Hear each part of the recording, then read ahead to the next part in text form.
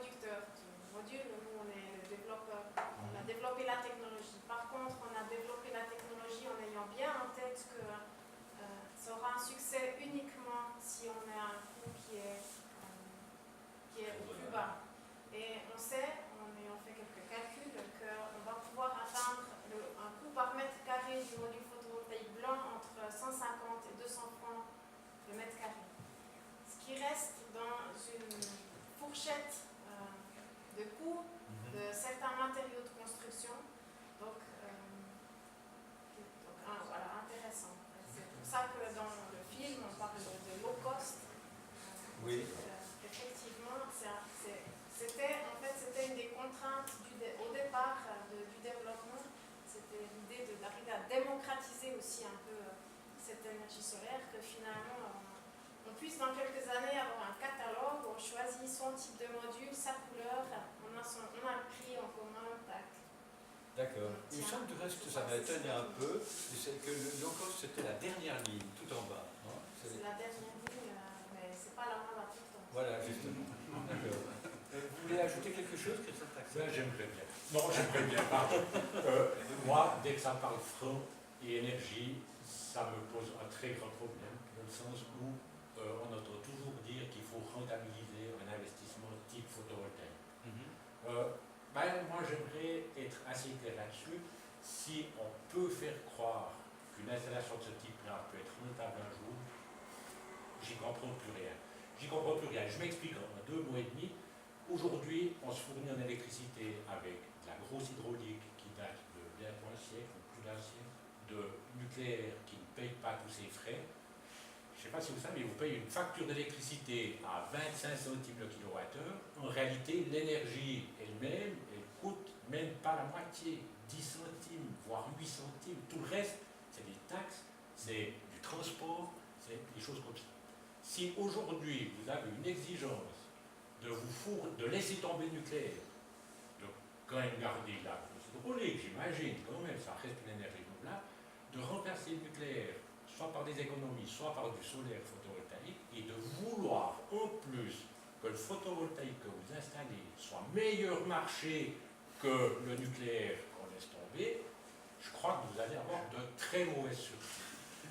Il me semble que ça pourrait être intéressant de se poser la question, est-ce qu'on veut mieux consommer, mais toujours consommer meilleur marché? Je ne suis pas un financier, mais ce que j'ai quand même compris, c'est si on réussit à rentabiliser un investissement, ça veut quand même toujours dire que ce qu'on a investi, ça revient à revenir meilleur marché que ce qu'on utilisait avant.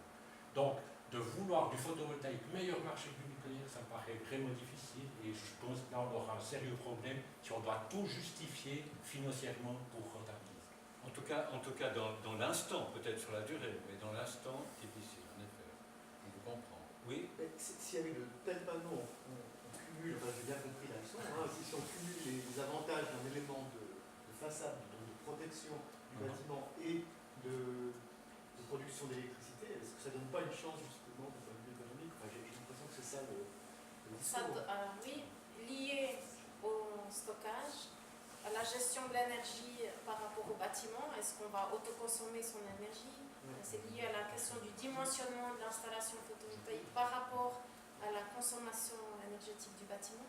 Donc voilà, c'est un calcul complexe, mais c'est vrai que on a quand même fait des calculs qui montrent qu'on peut être rentable après 25 ans si on fait correctement ce dimensionnement, si on joue aussi avec le stockage qui peut se faire peut-être dans le réseau ou dans des batteries. Voilà, mais ça c'est des thématiques sur lesquelles on travaille aussi avec les collègues à mieux comprendre ça et à mieux comprendre le potentiel aussi de coût en fait de ces Absolument, c'est crucial. ces solutions de stockage. Merci beaucoup. Derrière vous, Emmanuel Ferreira, Moi, je vais revenir un petit peu en arrière sur la discussion précédente, parce que je trouve qu'on prend le problème par le mauvais bout. On recommence tout? Non, mais je ne vais pas laisser le débat s'arrêter comme ça. Pour moi, je pense que pour les architectes, le problème des panneaux solaires, je pense que c'est une vraie question d'architecture.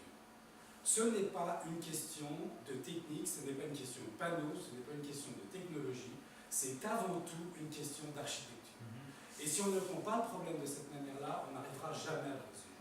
Et moi, je suis très gêné par un débat qui consiste à dire on a une espèce de panoplie, de catalogue de plein de choses, avec toutes les couleurs qu'on veut, toutes les formes qu'on veut, et puis il n'y a qu'à prendre, et puis à poser comme ça.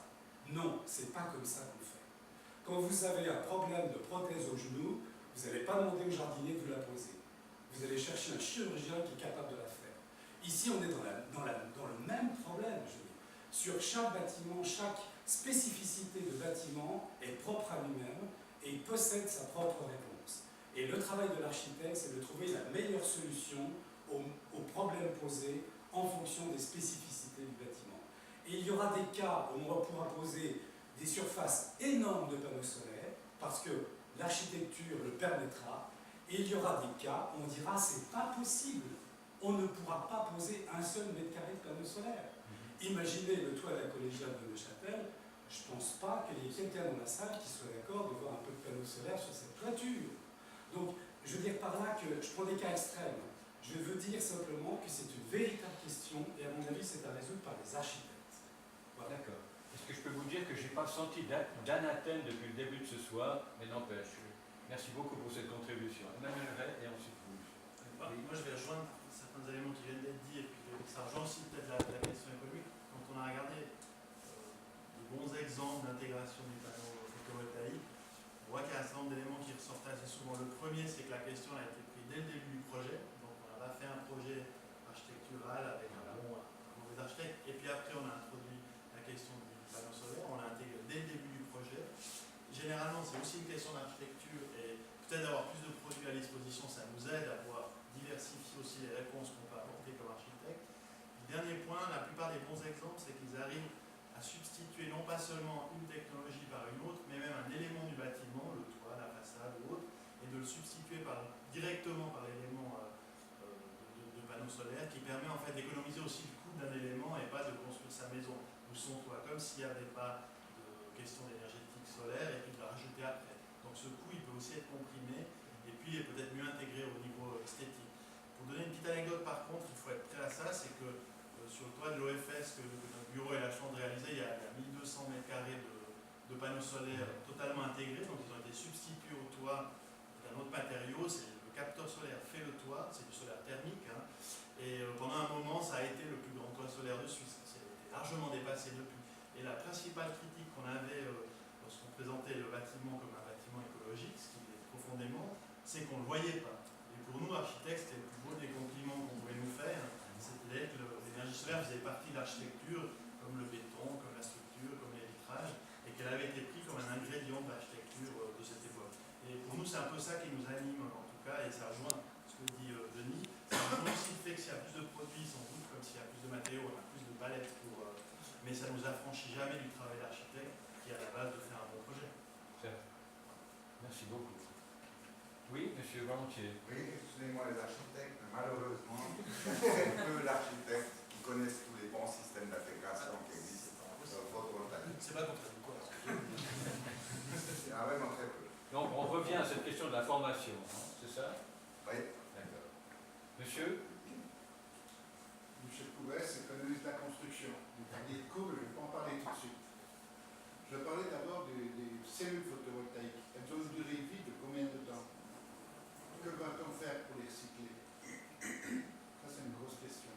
Pour les coûts, votre prix là, de vente au départ n'est pas trop élevé. Il faut simplement savoir, pour une information, je viens de faire tout un ensemble de panneaux solaires, panneaux photovoltaïques sur des toits. Et actuellement, on tourne entre 600 et 650 francs installés, posés, en train de produire.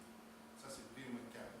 Et si on calcule par rapport à ce qui se passait, comme c'est un bâtiment rénové, par rapport aux charges qui étaient payées par les gens ces 10 dernières années et avant, par rapport à maintenant, si on fait la différence, on arrive à amortir l'ensemble de ce que nous avons fait entre 8 à 10 ans, avec les prix d'aujourd'hui.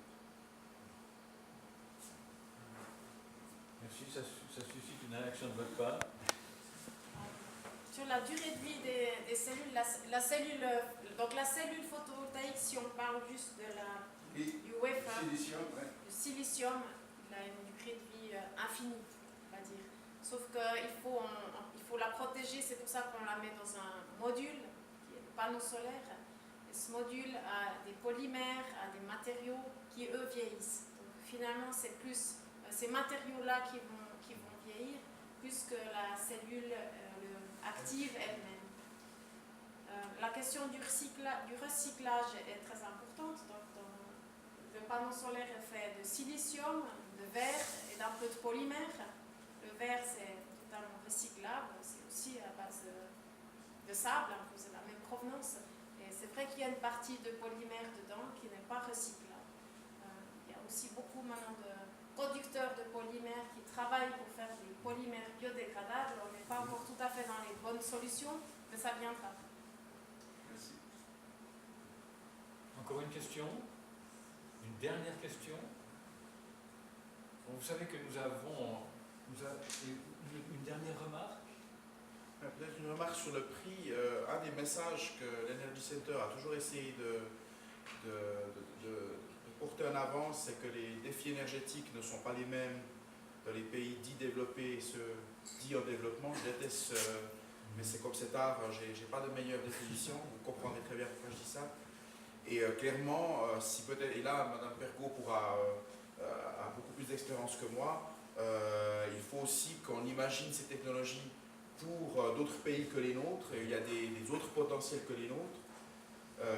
Et là, l'élément de prix, outre le prix d'installation et le prix pour la maintenance sur le long terme, qui est souvent ce qui est le plus difficile dans les pays dits en voie de développement, et là, c'est un défi colossal. Et donc, je pense que cette pression sur les prix, il faut la tenir aussi pour démocratiser, vous avez utilisé ce beau terme, dans ces pays-là. Les défis énergétiques les plus gros vont être dans ces pays. C'est là qu'est la croissance démographique et économique. Heureusement, maintenant, les deux vont ensemble dans la plupart de ces pays. Et donc, cette pression sur les prix est importante pour pas que ce soit des technologies de pays riches, ce qui a été une des grosses erreurs qu'on a fait jusqu'à maintenant. Mais là, je laisse la parole à Mme Pergaud, l'expérience de terrain. Alors, c'est pas facile. Donc, en développant des panneaux solaires en Inde, je me suis focalisée sur le solaire thermique. Parce que c'est de la fabrication, c'est pas de la haute technologie, comme ce qu'on voit ici. C'est une technologie simple, entre guillemets, c'est quelque chose qu'on peut, si vous voulez, on peut le faire ensemble maintenant. Enfin, si j'ai le matériel, je vous le montre, et dans une heure, vous êtes capable de participer, de m'aider. Donc, c'est quelque chose d'accessible. C'est quelque chose, c'est de la low technologie, et ça fait que la main-d'œuvre, finalement, on peut économiser sur la main-d'œuvre, puisque dans ces pays, ce qui est pas cher, c'est la main-d'œuvre. Ce qui est cher, c'est la matière première, mais la main-d'œuvre, ça coûte presque rien. Les gens gagnent 100 francs par mois. Donc, c'est pas ça qui est cher. Par contre, la matière première, elle est chère. Et en fait, je vais répondre sans répondre, je vais plutôt répondre par la problématique à laquelle j'ai dû faire face. C'est-à-dire qu'en voulant créer des super panneaux qui répondent à tous les critères de durabilité, de facile à réparer, facile à entretenir, former les gens et de bonne efficacité, de qualité, eh ben, on se trouve à des panneaux qui sont très chers. Et du coup, eh ben, on se trouve aussi face à une population qui a une vision d'avenir qui n'est pas la même que nous. En Suisse, on a une vie extrêmement stable, on a une politique extrêmement stable, et on se projette loin. Et d'acheter des panneaux qui vont durer 30 ans, ça nous paraît normal. Mais les gens là-bas ne savent pas s'ils vont manger dans une semaine. Alors, leur demander d'investir pour 20 ou 30 ans, il nous faut un gentil sourire, mais ça s'arrête là. Et c'est là qu'effectivement, il y a une complexité. Donc, une volonté de trouver des prix extrêmement bas, oui, mais le problème, il est aussi, disons, de trouver une stabilité, de permettre aux gens de se stabiliser. Et c'est pour ça que nous, on travaille plutôt avec des institutions, des grosses ONG, on vise aussi les restaurants, les hôpitaux. Donc, ces institutions qui ont des visions d'avenir, mais c'est vrai que le particulier, en tout cas, moi, j'aborde les personnes pauvres ou de vie simple. C'est sûr que les gens qui vivent richement ont les mêmes problématiques que nous, mais ça représente 20% du pays. Les 80% des habitants ont beaucoup de peine avec cette vision de long terme. Et donc, ils ont des panneaux solaires qui sont effectivement très difficiles d'accès financièrement. Ça relativise évidemment une partie de la discussion et de la réflexion que nous avons eue ce soir, évidemment. Mais oui, ça l'élargit peut-être, en effet. J'aurais voulu faire encore un Oui, commentaire volontiers. par rapport à l'association, donc je reviens ensuite. L'association Surface Solidaire, en fait, j'aimerais vous raconter pourquoi on l'a fondée, pourquoi on a créé cette association. C'est parce qu'à la Chaux-de-Fonds, il y a des volontés, des particuliers, des gens qui veulent installer des panneaux solaires et ça pose des problèmes architecturaux. Et l'idée de fonder cette association, c'est pas de dire nous les ingénieurs, enfin moi je suis ingénieur, nous les ingénieurs, on veut mettre des panneaux partout parce qu'on veut produire beaucoup d'énergie et puis de toute façon on va tous mourir bientôt si on ne fait pas ça. L'idée c'est pas de dire nous on est des architectes et puis on doit sauver le bâtiment parce que sinon on va faire des bâtiments hideux et on sera plus fiers de notre pays. L'idée c'est justement de vouloir chercher des solutions, de vouloir peut-être discuter et en tout cas chercher des sites où ça se présente bien. Et donc l'idée c'est entre guillemets de faire la délocalisation, donc de ne pas avoir forcément son installation sur sa maison si c'est une maison qui est protégée, si c'est dans une zone protégée, mais c'est de dire voilà, la grosse usine qui est un petit peu à l'extérieur du centre-ville, et ben elle pourrait très bien abriter mes panneaux. J'ai envie d'avoir 10 panneaux, j'ai envie d'avoir 30 mètres carrés de panneaux, mais je ne peux pas les avoir sur mon toit. Est-ce que c'est vraiment un problème qu'ils soient sur le toit de l'usine à côté? Eh bien, moi je pense que non, et puis je ne suis pas la seule. C'est pour ça qu'on a créé cette association. C'est pour réunir tous les gens qui sont de cet avis, en tout cas qui ont envie de se pencher sur la question, et puis de trouver des solutions qui plaisent aux architectes, qui plaisent aux ingénieurs, et puis peut-être qu'on peut avancer dans ce sens-là. Merci beaucoup.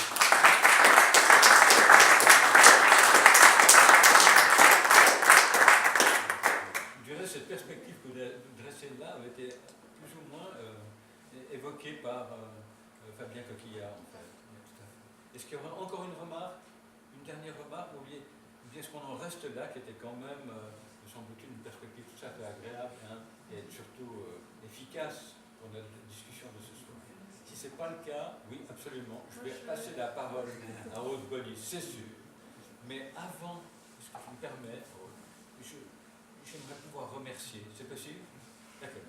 Je pense que de votre part, mesdames et messieurs, je peux remercier vos invités. Parce que franchement, je trouve que le débat était à la fois clair, était à la fois concret. On ne s'est pas perdu, c'était pas de langue de bois, c'était un débat tout à fait profitable. Et là, je pense que vous pourriez éventuellement les applaudir.